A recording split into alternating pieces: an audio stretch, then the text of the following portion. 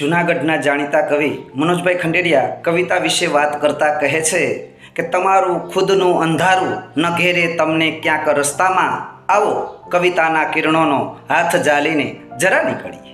એમની એક જાણીતી ગઝલ છે કે લાલાશ આખા ઘરની હવામાં ભરી જઈશ, ગુલમોહર મારી લાગણીનો પાથરી જઈશ.